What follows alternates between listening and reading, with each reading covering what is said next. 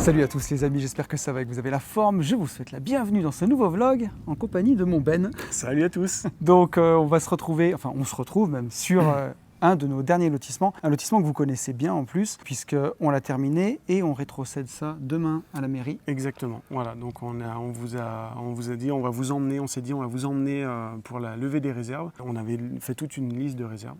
Et donc on s'est dit, maintenant on va vous montrer comment on fait le tour, vous montrer un petit peu ce qu'on vérifie, ce qu'on avait noté, et puis que ce soit tout prêt pour demain. Puisque là c'est donc une opération de lotissement, on a créé des voiries communes, rétrocéder à la mairie, on va vendre les voies à la mairie. Exactement, à l'euro symbolique. Pour l'euro symbolique. Et donc il y avait quelques petites bricoles, on va vous montrer ça. Et restez bien avec nous dans la deuxième partie de la vidéo, on retournera au bureau et on vous montrera une petite opération de lotissement.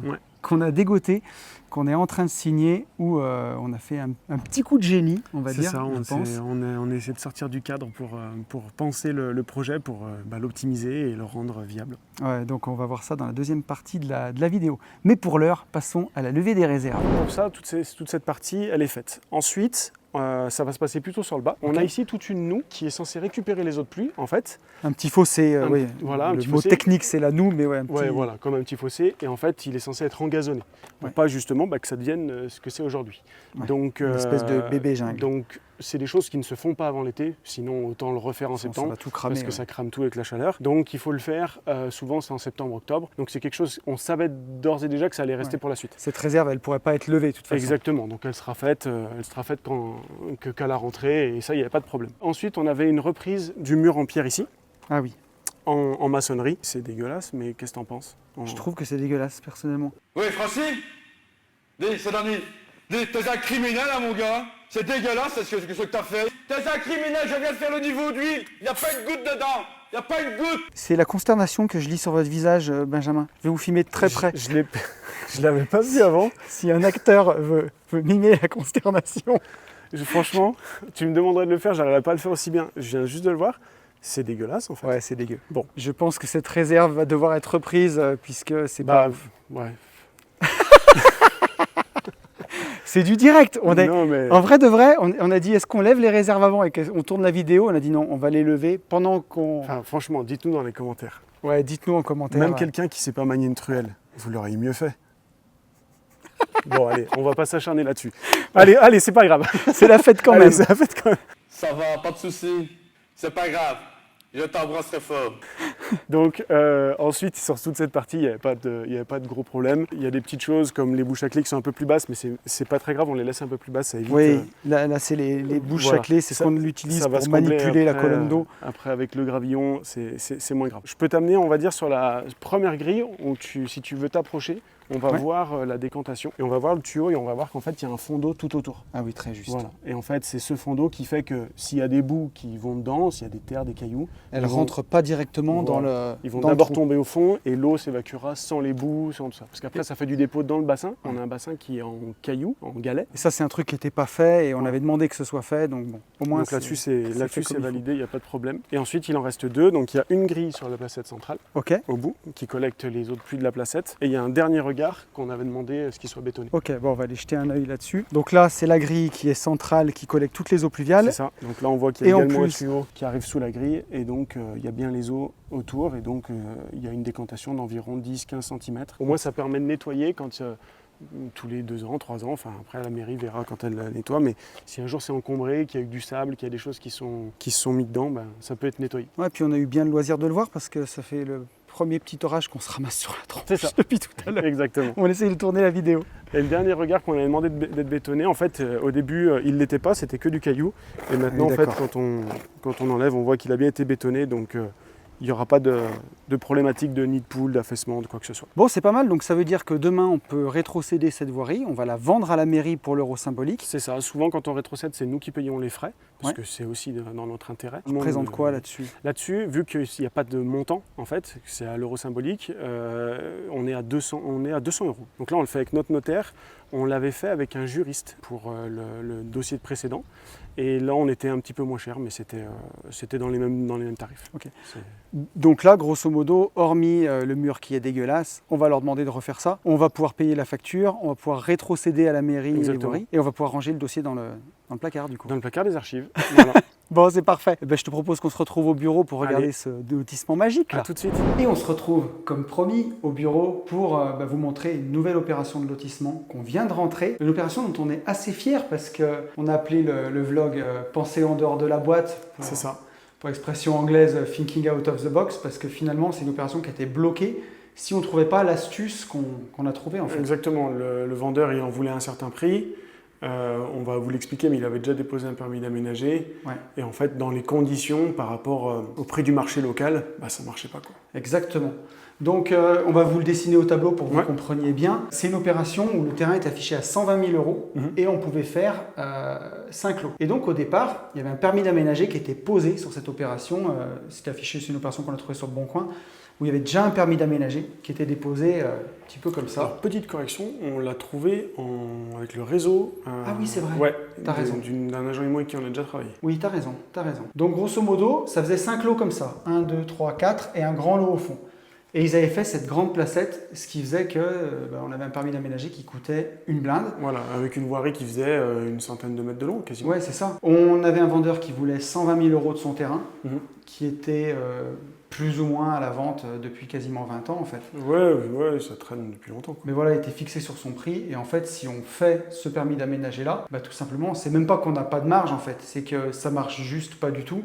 Où il fallait lui en proposer un prix 50 000 €, un prix dérisoire qu'il n'aurait jamais accepté. Donc l'idée qu'on a eue pour rattraper le coup, ça a d'abord été celle-là.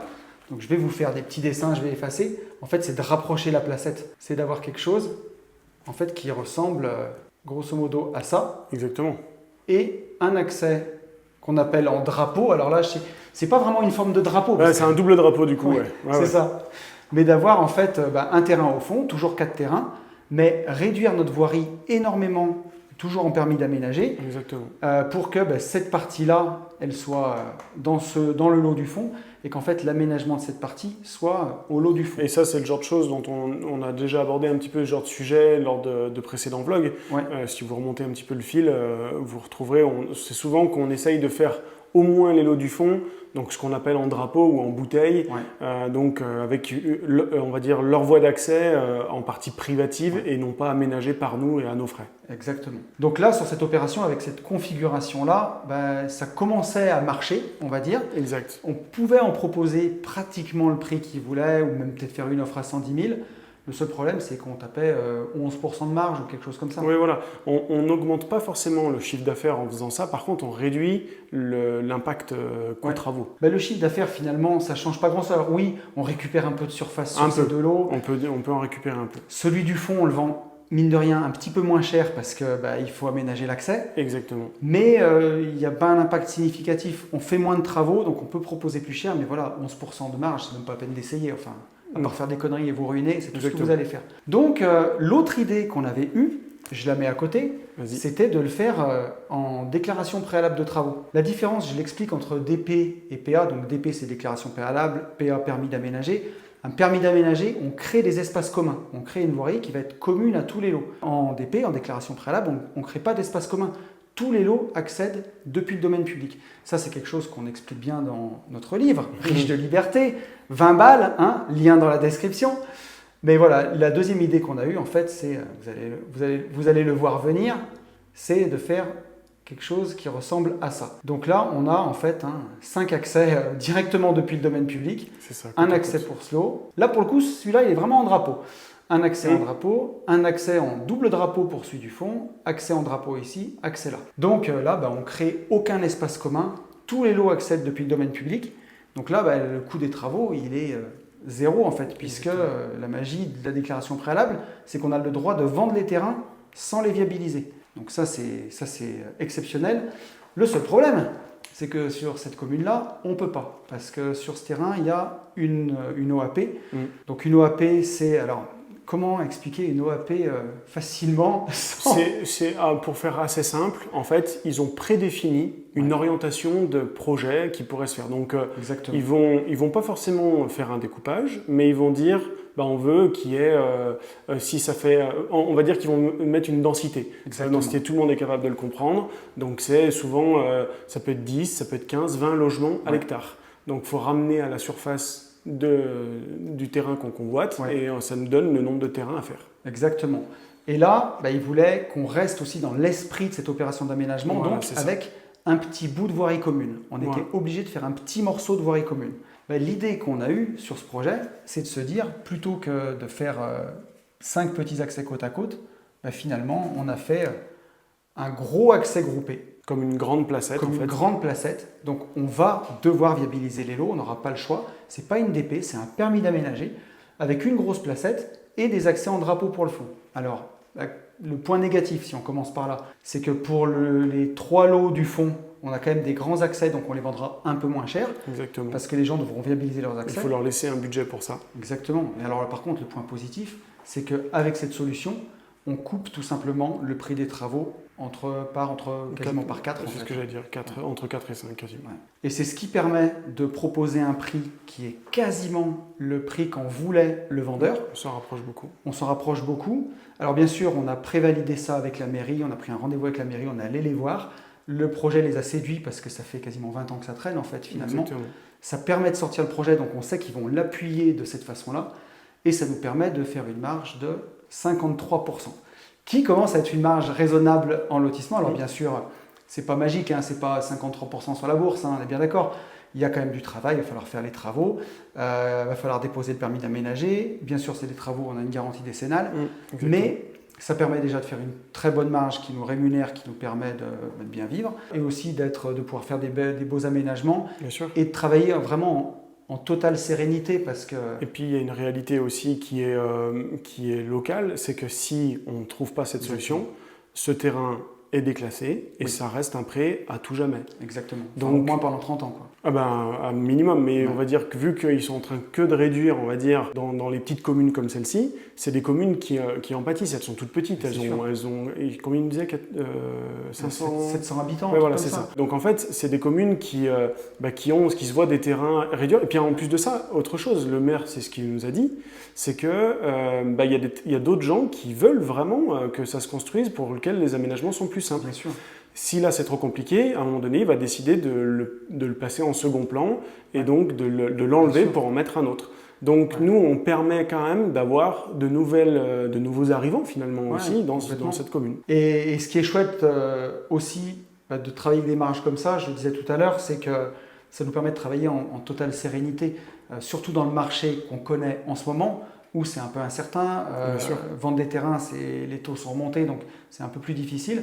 Travailler avec une marge comme ça permet d'avoir de la latitude à la fois pour baisser les prix, ça permet de prendre un agent IMO pour la commercialisation, ça permet de faire des projections 3D, on peut imaginer plein de choses qui permettent de dynamiser un peu notre commercialisation. Donc les leçons à retenir, c'est que c'est pas parce qu'il y a un permis d'aménager qui a été posé, qu'il est gravé dans le marbre, votre regard technique il est hyper important sur les choses parce que ça permet ou de définir une voirie plus petite, ou même d'avoir des idées comme ça, d'aller les défendre en mairie et de sortir des projets avec une très bonne marge où le vendeur il a son prix, finalement tout le monde est content quoi. Et comme on le dit assez souvent, justement dans le fameux mastermind division foncière, quand on en parle, on dit toujours de ne pas hésiter à être un petit peu originaux, je dirais, et même un peu coquins dans la manière de découper. Il y aura toujours les services qui, de toute façon, à un moment donné, vous diront non, ça vous ne pouvez pas le faire, ça vous pouvez le faire. Mais si à un moment donné, vous ne donnez pas le droit, vous, d'y penser, ce n'est pas eux qui vont vous le donner, en fait, ce droit. Donc prenez-le. Vous, on vous remettra toujours les idées en place. Nous, voilà, c'est ce qu'on a fait. On a poussé la porte de la mairie. Le maire nous a dit, moi, je suis OK pour défendre ça. Ouais. Donc maintenant, on va le défendre. Et puis, voilà. Et donc, je saisis la balle au bon. Si vous voulez venir faire de la division foncière avec Ben et moi, la prochaine édition, elle est au mois de mai 2025. Vous avez tous les liens dans la description. On ne fait plus qu'une seule session par an maintenant. Exactement. Donc voilà, au mois de mai l'année prochaine, n'hésitez pas à vous inscrire. On prend à chaque fois que 8 personnes, donc ça part assez vite. Est-ce que tu veux me rejoindre de l'autre côté de la caméra? Allez. Et voilà, il est temps de se quitter. On espère que ce vlog vous aura plu, que ça vous aura donné un petit peu envie de venir faire de la division foncière avec nous. Merci à toi, mon Ben, d'avoir passé avec plaisir, c'était un bon moment. Ce moment avec moi. Vous pouvez liker, vous pouvez mettre un petit commentaire pour le référencement, ça fait plaisir. Dites-nous si vous avez kiffé ce petit mur en maçonnerie qui a épuisé mon Ben. Mettez des commentaires. Je serais curieux d'avoir votre avis là-dessus. Merci à tous et à très vite. Ciao. Salut.